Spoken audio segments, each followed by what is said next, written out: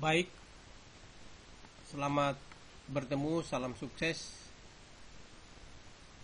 Pada kesempatan ini kita lanjutkan dengan instruksi pada set 80 menggunakan bahasa assembly, bahasa rangkaian atau object code, dan bahasa mesin atau opcode, sehingga kita mudah menggunakan instruction setnya melalui komputer atau mikroprosesor apa saja, karena ada mikroprosesor yang menggunakan bahasa mesin, ada yang menggunakan bahasa assembly. Ketika menggunakan bahasa assembly, kita menggunakan bahasa assembly-nya. Ketika menggunakan bahasa mesin, kita gunakan bahasa mesinnya. Jadi tergantung mikroprosesornya. Pada kesempatan ini kita melihat grup dari instruksi jump atau instruksi jump, bahasa kita lompat. Contoh misalnya jump kondisi atau CC, kondisi dengan kondisi apa ke alamat memori NN, ya, lompat ke NN bila kondisi CC terpenuhi. Saya ambil contoh format ini, ada bit ke-6 dan bit ke-5 itu sudah ada satunya, bit ke-4, 3, 2 itu kosong, kemudian bit 2, 1 dan 0 sudah ada isinya atau sudah ada formatnya. Kemudian kondisinya tergantung, kondisinya ada dicantumkan di sini. Ada beberapa kondisi, non zero, kemudian zero, non carry, kemudian carry, parity odd, parity even.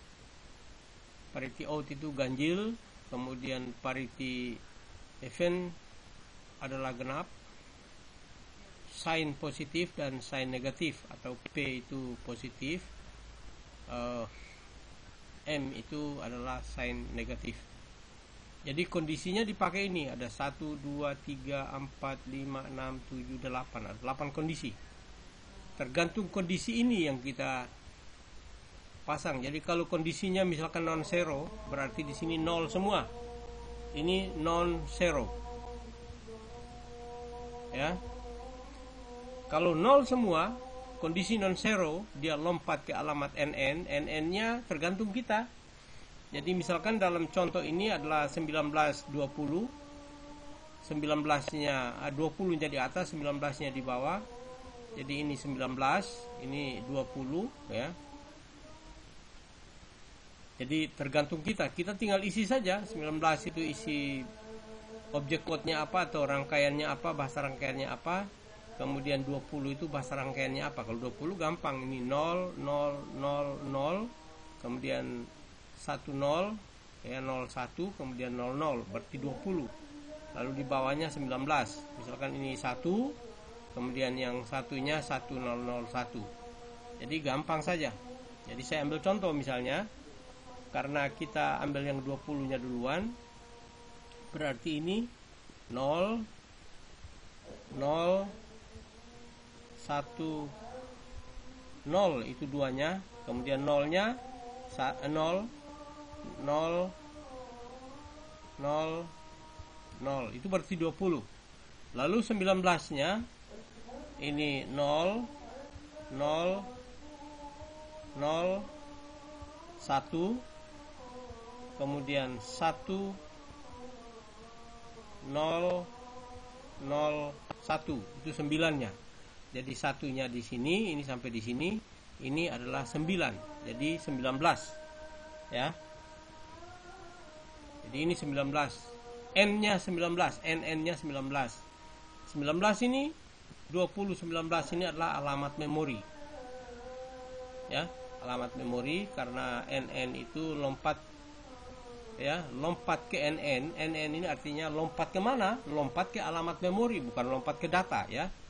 Jadi lompat ke alamat memori atau lompat ke misalkan loop, tapi ini biasanya lompat ke alamat memori. Jadi dari penjelasan yang satu ini tadi, kita dapat melanjutkan dengan penjelasan-penjelasan yang lain. Misalkan lompat, ya, kondisinya Z 0, ya, ini 0 berarti 001 di sini, ya.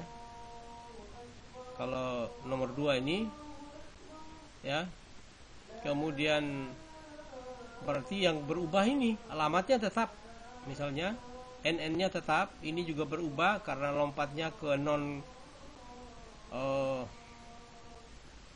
carry, ya, jump non carry ke alamat 1920. Bahasa assembly-nya ditulis seperti ini, tapi dalam bahasa mesinnya dibalik, tulis dulu yang terkecil atau LSB, lalu byte yang MSB, dan seterusnya.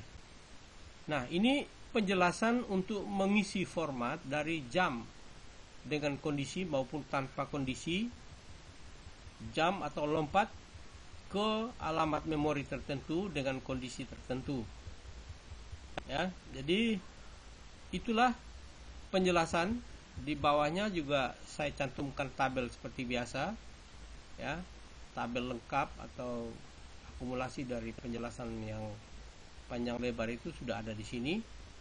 Tinggal kita baca seperti yang lalu bahasa Indonesianya juga ada di sini. Misalkan jump ke alamat memori yang ada di register HL, ini artinya apa, dan seterusnya.